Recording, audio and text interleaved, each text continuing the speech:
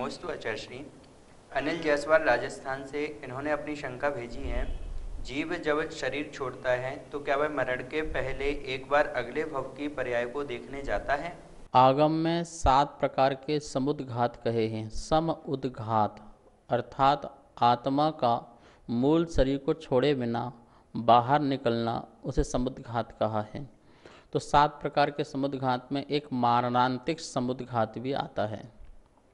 मारणांतिक समुद्घात जिन जीवों को होता है वो नियम से जहाँ पर जिनका जन्म होना है अगला भव, वहाँ पर वह स्पर्श करके वहाँ से आते हैं। लेकिन सभी जीव जो मरण करते हैं वह सभी जीव ही स्पर्श करके आते हैं, ऐसा नहीं है। जिनका मारणांतिक समुद्घात होता है उनका ही जीव जो है अपने जो नए जन्म स्थान में जाकर के वहाँ के स्थान को स्पर्श करके आता है, ऐसा आगम में मिलता है। नमोस्तु आचार्य।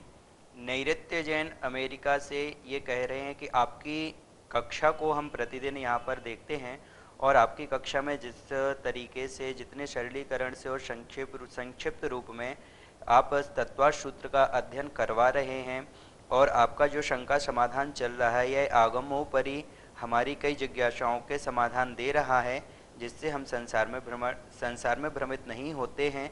कई प्रकार की शंकाएं आती हैं, लेकिन आपके श्रीमुख से जो जिज्ञासा हमें का समाधान मिलता है वह समाधान आगम में देखने पर पूर्णतः वैसा ही पाया जाता है। इसके लिए आपको साभार कोटि कोटि नमन बंदन। और अपनी शंका भेज रहे हैं, इन्होंने अपनी शंका भेजी है, संसारी जीव के दर्शन पूर्वक ज्ञान होता है और केवली के ज्ञान सीधे ज्ञान होता है, तो यह किस कर्म के उदय से होता है? संसारी प्राणी जो है उसको जो ज्ञान होता है वह दर्शन पूर्वक होता है। प्रथम दर्शन होता है, बाद में ज्ञान होता है। पहले अभेद का और बाद में भेद का, इस प्रकार का ज्ञान क्रम पूर्वक होता है संसारी प्राणी को। लेकिन जो केवली हैं उनको दर्शन और ज्ञान एक साथ होता है। उसका कारण यह है कि जो संसारी प्राणी हैं उसका जो ज्ञान है, दर्शन है, यह क्षोभसम अवस्था वाला है। उसका कर्म का क्षय और उपशम हुआ है, इसके कारण उसको पूर्ण दर्शन नहीं है और पूर्ण ज्ञान नहीं है, इसलिए वह क्रमभावी है, दर्शन पूर्वक ज्ञान हुआ। लेकिन जो केवली हैं उनका कर्म का कोई क्षयोपशम नहीं हुआ है, अपितु ज्ञानावरणी और दर्शनावरणी इन कर्म का क्षय हो गया है और क्षय हो जाने के कारण दर्शन और ज्ञान जो है वो युगपद एक साथ प्रकट होता है। निशा शाह कनाडा से, इन्होंने अपनी शंका भेजी है, महाव्रतों में अहिंसा महाव्रत सर्वोपरि क्यों होता है? अहिंसा आत्मा का स्वभाव है। चारित्र गुण की सबसे उत्कृष्ट पर्याय है अहिंसा, जो सुख देती है आत्मा को। और उस अहिंसा की रक्षा के लिए ही सत्य महाव्रत होते हैं, आचौर्य महाव्रत होते हैं, ब्रह्मचर्य महाव्रत होता है और अपरिग्रह महाव्रत होता है।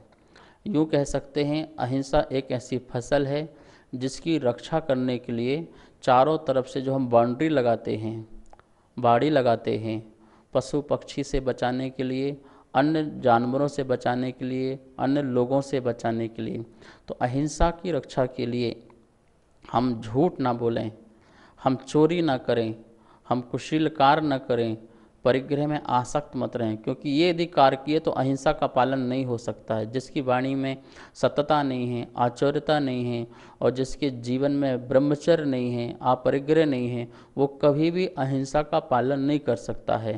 तो इसलिए सभी महाव्रतों में अहिंसा महाव्रत को सर्वोत्तम महाव्रत कहा है और कहा भी है आगम में, धम्मो मंगल मुक्किटम अहिंसा संयमो तवो देवा भी तस्पणमंती जस धम्मे सयामणो। क्या बोला है? धम्मो मंगल मुक्किटम, धर्म जो है मंगल है और उत्कृष्ट है। कौन सा धर्म? अहिंसा। अहिंसा धर्म को सभी आचार्यों ने मंगल कहा और उत्कृष्ट कहा और फिर कहा अहिंसा संयमो तवो। वो अहिंसा धर्म मंगल उत्कृष्ट है तो उसकी रक्षा किससे होगी? बोले संयम और तप से। संयम और तप के माध्यम से, सत्य आदि के माध्यम से, ब्रह्मचर्य और अपरिग्रह के प्रणाम आदि के माध्यम से उस धर्म की, उस अहिंसा धर्म की रक्षा होती है। इसलिए अहिंसा परमो धर्मः, यह सूत्र आप सुनते होंगे। अहिंसा जगन्माता, अहिंसा को ही जगत का माता कहा है, अहिंसा को ही परम धर्म कहा है।